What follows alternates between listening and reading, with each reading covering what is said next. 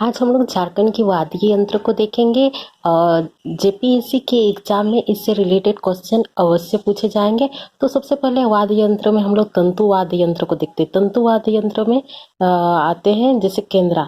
केंद्रा क्या होता है, वो इसे झारखंडी वायलिन भी कहा जाता है। और इसका जो तुम्बा होता है अर्थात निचला हिस्सा जो होता है वो कछुए की खाल या नारियल की खोल से बने होते हैं।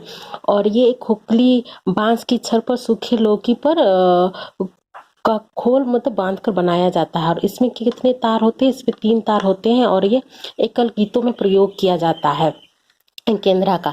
अब आते हैं बनम। बनम जो होता है उसका ऊपरी भाग पतला होता है और नीचे से मोटा होता है। ये बांस या लकड़ी के बने होते हैं जिस पर क्या होता है, घोड़े की पूंछ के बाल को मतलब रस्सी बांधी जाती है, इसी से बनम को बजाया जाता है। और इसके बाद आके देखते हैं भुआंग। भुआंग क्या होता है, एक तारा जाति का ही वाद्य यंत्र है। इसमें कद्दू के खोल से बने होते हैं और ये डमरू के आकार के होते हैं, लेकिन ऊपर से का भाग ये क्या होता है, यू आकार का बना होता है। और ये जो भुआंग जो होता है संथालों का प्रमुख वाद्य यंत्र है और ये दशहरा में भुआंग का प्रयोग किया जाता है। ट्विला भी तंतु वाद्य यंत्र के अंतर्गत ही आते हैं और ये कोमल स्वर वाले वाद्य यंत्र होते हैं। अब देखते हैं एक तारा। एक तारा जो होता है उसे गुपी यंत्र भी कहा जाता है। इसमें एक तार ही लगा रहता है, नाम से ही पता चल रहा है एक तार है कि नहीं। तो इसमें एक तार लगा होता है और ये क्या होता है, जनरली जो होते हैं साधु संतों के पास देखने को मिलता है, मतलब झारखंड के साधु संतों के पास वे लोग इसका प्रयोग जनरली भक्ति संगीत का धुन को निकालने के लिए ध्वनि को में प्रयोग किया जाता है। और इनका जो बनावट होता है ये लौकी के आधे कटे खोल से इनके बनाया जाता है। ऊपर से चमड़ा मरकर उसमें तैयार किया जाता है और इसमें जब बजाया जाता है तो वो होता है या तो तार को उंगली या धातु के किसी टुकड़े से छेड़कर उसका ध्वनि निकाला जाता है। अब देखते हैं सारंगी। ये भी सारंगी भी तंतुवाद्य यंत्र के अंतर्गत आते हैं। इनका प्राचीन नाम सारिंदा था और ये जो सारंगी जो है गायकी प्रधान वाद्य यंत्र है और इसकी जो बनावट होता है ये बनम के समान ही आता है। अब आगे देखते हैं सुशिर वाद्य यंत्र को देखते हैं। सुशिर वाद्य यंत्र अर्थात जो मुंह से फूंक कर बजाए जाने वाले तंत्र को सुशिर वाद्य यंत्र बोलते हैं। उसमें सबसे पहले को देखते हैं बांसुरी। बांसुरी क्या होता है, इसे बांस बांसुरी भी कहा जाता है। ये सर्वाधिक लोकप्रिय वाद्य यंत्र है। इनका जो बांसुरी जो होता है वो डोंगी बांस से बनाया जाता है। ये बांस बहुत पतला होता है और काफी मजबूत भी होता है। बांसुरी में 7 छेद होते हैं।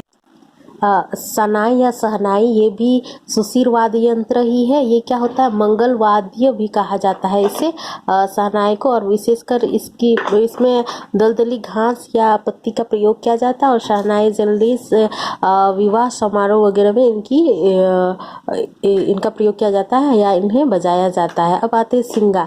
सिंगा जो होता है भैंस के सिंग से बनाया जाता है। ये छौ नृत्य में इनका प्रयोग किया जाता है या कभी कभार इनका सिंगा का जो प्रयोग होता है वो पशुओं की चरवाही करते समय पशुओं पर नियंत्रण रखने के लिए भी इसे बजाया जाता है। सिंगा का सिंगा के 2 सिर होते हैं, एक नुकीले सिर जिससे फूंक कर मारी जाती है वो नुकीले तरफ से, और एक होता है चौड़ा, वो चौड़ा सिरा आगे की ओर झुका। अब आते हैं शंखवा। शंखवा भी भैंस की आकृति वाली सींगों के समान ही बनाया जाता है और इसमें क्या होता है, नुकीले ठोस भाग में छिद्र करके इन्हें बजाया जाता है। अब देखते हैं मदन भेरी। और ये क्या होते हैं, सहायक वाद्य यंत्र होते हैं। इसमें एक ही स्वर निकलता है, इसमें कोई छिद्र नहीं होता है। और ये क्या होता है, लकड़ी की सीधी नली के समान इसकी आकृति बना रहता है जिसके मुंह में पीतल का बना होता है जिधर से इन्हें आवाज निकाला जाता है। इनका प्रयोग छौ नृत्य या विवाह समारोह में किया जाता है।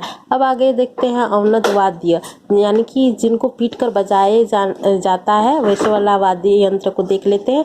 उनमें देखते हैं सबसे पहले मांदर। मांदर क्या होता है, सर्वाधिक लोकप्रिय प्राचीन वाद्य यंत्र है। इनका मांदर का जो प्रयोग होता है सभी समुदायों के लोग करते हैं। इनका निर्माण जो होता है मिट्टी के द्वारा बनाए जाते हैं और अंदर से ये खोखले होते हैं। और गोलाकार वाद्य यंत्र में दोनों तरफ से खुले मुंह को बकरी की खाल से इसे ढक दिया जाता है और ढका के ऊपर गोलाकार चमड़े का रस्सी से ही उसे कसी जाती है।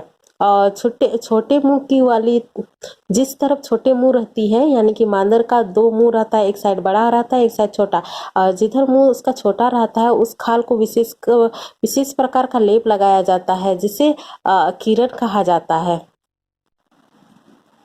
मांदर को राजवाद्य भी कहा जाता है। अब आगे देखते हैं नगाड़ा। नगाड़ा जो होता है प्रथम कड़ी का वाद्य यंत्र है। ये क्या होता है, नीचे से गोलाकार होता है, जो लोहे या लकड़ी से बना होता है, और इसमें भैंस का चमड़े का प्रयोग किया जाता है। हम मांदर में बकरी के चमड़े का प्रयोग किया जाता है, लेकिन नगड़ा में भैंस के चमड़े का प्रयोग होता है। अब देखते हैं ढाक। ढाक जो होता है ये मांदर और ढोल दोनों से बड़ा होता है। इसमें गम्हार की लकड़ी के, उसके जो ढांचा होता है गम्हार की लकड़ी से बने होते हैं, और मुंह को बकरे की खाल से ढक दिया जाता है, और मुंह को ढक कर उसको क्या कहता है, बद्धी से कस दिया जाता है। और इनका प्रयोग जनरली, ढाक का प्रयोग मनसा पूजा, दुर्गा पूजा, पैका या नटुआ नृत्य वगैरह में इनका प्रयोग किया जाता है। अब आते हैं ढोल। ढोल जो होते हैं इनको धार्मिक या पूजा वाद्य भी माना जाता है। यह ढोल मांदर के बाद दूसरा सबसे लोकप्रिय वाद्य यंत्र है।